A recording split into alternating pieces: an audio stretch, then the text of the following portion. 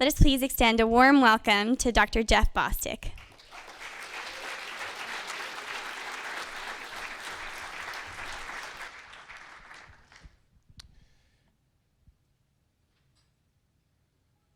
Is this the slide thinking over?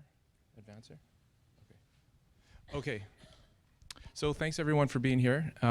My TED Talk today is about TED. And Ted was a physical therapist I worked with when I was early in my career. And Ted gave me some very simple advice that at the time I didn't really know how impactful it would be. But it ended up being very impactful in my career. So his advice was to me, if you listen and help people get moving, you'll help a lot of people. So to illustrate the impact this had on my career, I just would like to tell a little story about a newly graduated physiotherapist, degree in hand, ready to take on the world. Everything made sense in my head.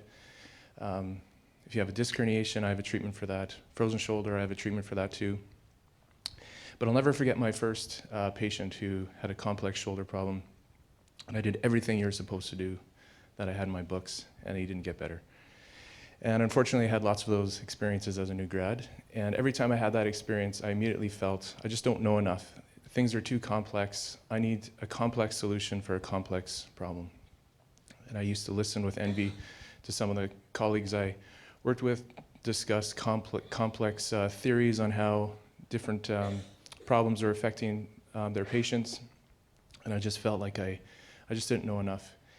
And later on, I kind of realized that I got a bit distracted by the complexity, and I think maybe by being distracted by the complexity, I forgot about some of the simple things.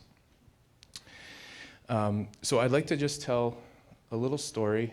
I should have advanced that. A little story that illustrates how getting overly focused on the complexity can be distracting on some of the simple things that we do so well. And so this story is a Dr. Seuss story. Seems to be a big theme at this conference. And it's called The Rabbit, the Bear, and the Zinniga-Zanniga Tree. And basically the story is there's a rabbit who's about to get eaten by the bear, and the rabbit thinks quickly to try to distract the bear and starts counting the eyelashes on his face. And he says there's 10 on one eye, 9 on the other.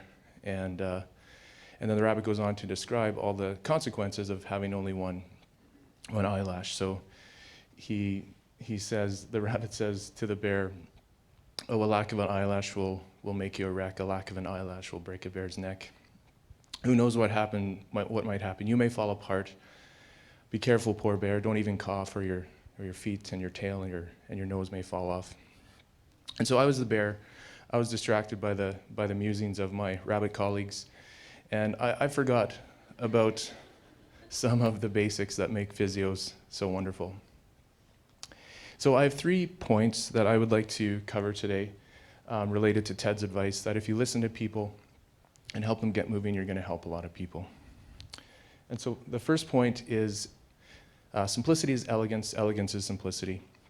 When I started my PhD, I started doing a lot of reading, and I was reading about this theory called complexity theory, which basically talks about, some systems are so complex you can't predict them. They're just too complicated. And I think pain is one of those systems that it's so complex. But within a complex system, there are some simple rules that can be followed that permeate all contexts. And for me, listening to people and helping them get moving, no matter what area of practice you're in, makes sense, and you can't go wrong with that. So that was one of my first big lessons. So when I'm faced with a complex patient, instead of trying to create a complex solution, I instead try to go back to the basics and try to generate a simple solution, which always involves listening and trying to help people move more. So simplicity is great, everyone can agree with that, but are simple things actually powerful? And simple things can be powerful. And as I was reading more in my PhD, I encountered this idea about placebo effects. And I'm sure lots of you know about placebo effects, but they're basically inert treatments that seem to lead to a positive response. So you can have a positive expectation about a treatment, and that could lead to a favorable outcome. And there's lots of research now that describes the physiology of the placebo effect. And now people are talking more about the clinical application, which is really about therapeutic relationship and how therapeutic relationship can modulate pain like a rheostat. So there's very good evidence now to show that a simple thing like listening can have a physiological and anatomical effect. And this is just a picture of some researchers have basically mapped out the anatomy in the brain of the therapeutic relationship, both in healthcare providers and patients. So simple things can have a powerful effect. So the other thing is, yes, simple things can be powerful. There's elegance and simplicity, but can they be lasting? And I believe simple things can be very lasting. And I'd like to talk a little bit about pain catastrophizing. And so this is something else that interests me when I started studying my PhD. And basically, pain catastrophizing is negative thoughts, worrying about pain, that ends up not being very helpful for recovery. And it's been one of the most powerful predictors of poor recovery in musculoskeletal conditions. And so behind this catastrophizing idea is this communal coping model, which basically states that people catastrophize because they're looking for help. And I think we all know this. Our patients come in and say, my healthcare provider doesn't have time for me. My friends don't understand. I don't want to be a burden to my family. And that's a lot of suffering to keep cooped up inside. And so that usually manifests as pain catastrophizing.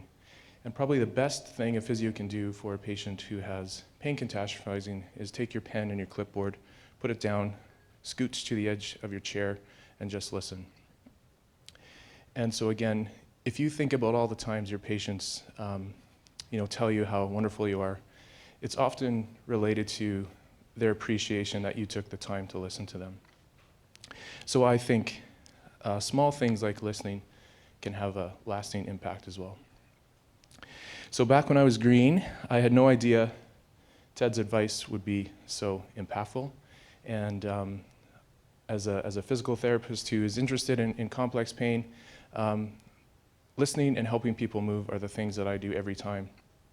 And to really try to focus on building that relationship. And I try to pass that advice on as much as I can, so I'm really happy to be able to pass it on to you. And I think if physios as a profession, if we really focus on the things that we're really great at, which is, I think, listening and helping people move, we're going to help a lot of people. And will we succeed? Yes, we will indeed. 98.75% guaranteed. Thank you.